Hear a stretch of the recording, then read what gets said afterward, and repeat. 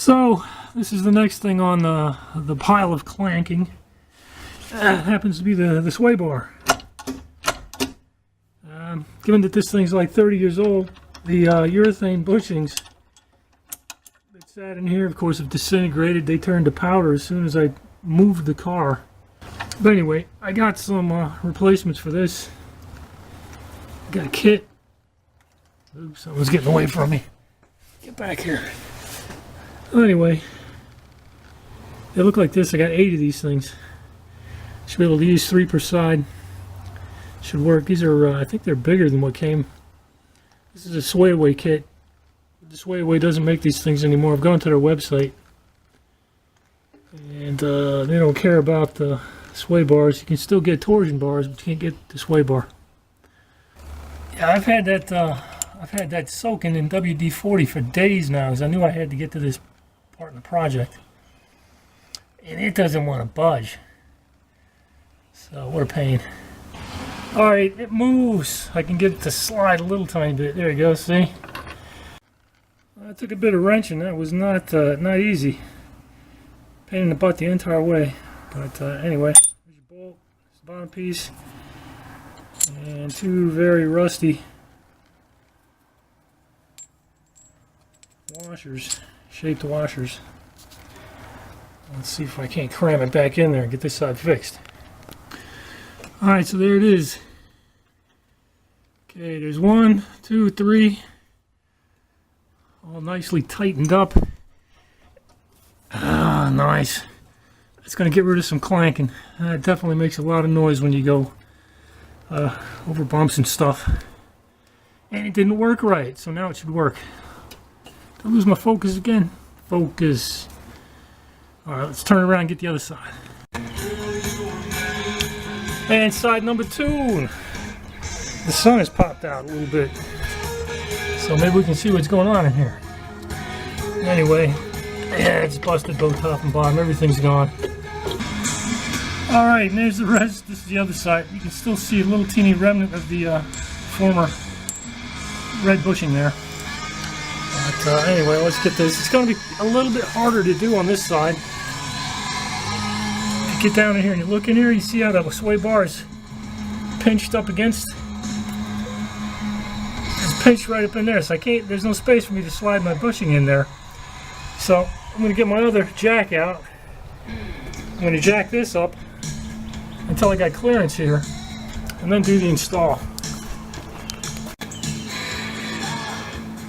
And just enough. Slide that guy right in there. So it's in position, but the end, just the way things are sitting right now, the bolt doesn't line up with this hole right here. But since I got it pinched in place, I'm going to drop the suspension and see if that bolt doesn't line up as it goes down.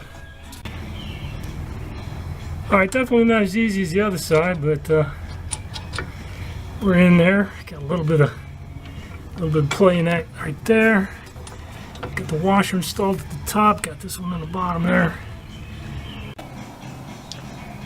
And there it is. Got my double nut. Everything's tight. Clamped in.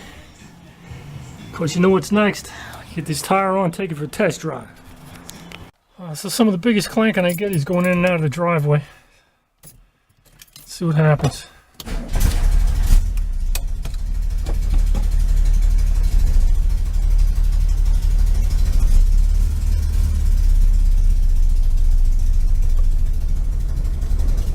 Bang it over the bump at the end here.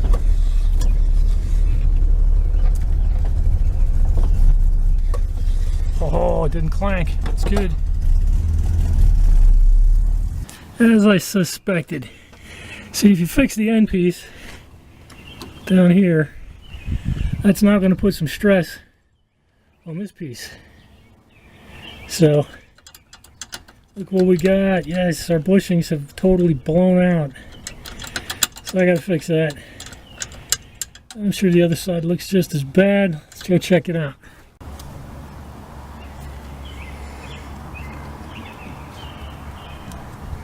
Yeah, it's disintegrating. Look at that, pieces of it coming off.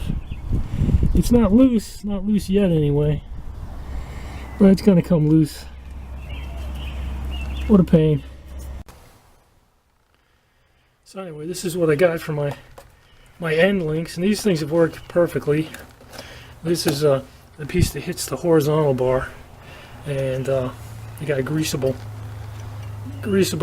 fittings on there. Nah, I'm kind of not totally on board with that.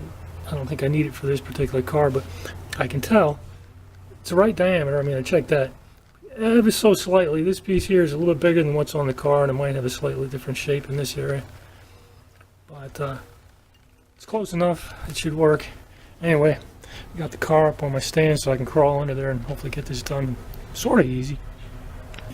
Alright, here's the driver's side. This is the one that got fried last night. Take a look at that crud, will you? Anyway, as you can see, the hardware is similar in size.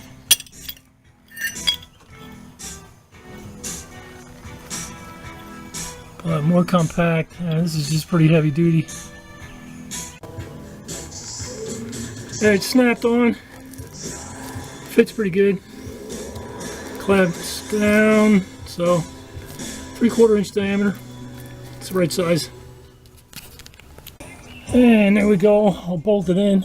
It's pretty securely tied in. Anyway, given the increase in thickness in this, it probably only drops it maybe a 1/16 of an inch. Yeah, it's fatter, but it's pretty thin up in this area right there, so it's still pretty tight up against the car. And this was kind of a pain getting it back together again, but not too bad. Anyway, that's all tightened up. Let's get over there and do the other side. So there's all the crud up there that got left behind. And I gotta get the rest of that muck off of there. And alright, so that one was pretty quick and easy. I didn't have to take this piece off right here like I did on the other side, so this one just went in. No rust, no stuck bolts, nothing. It just came apart. So what's left to test drive. So anyway, this stuff, it works. There's your part numbers. There's a part number for that one right there.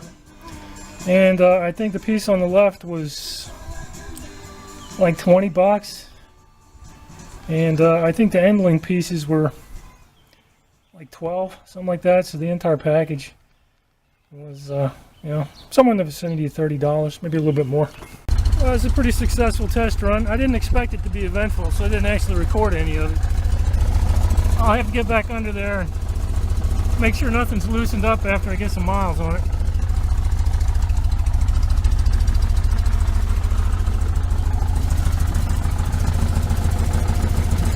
Doesn't look like it's coming apart.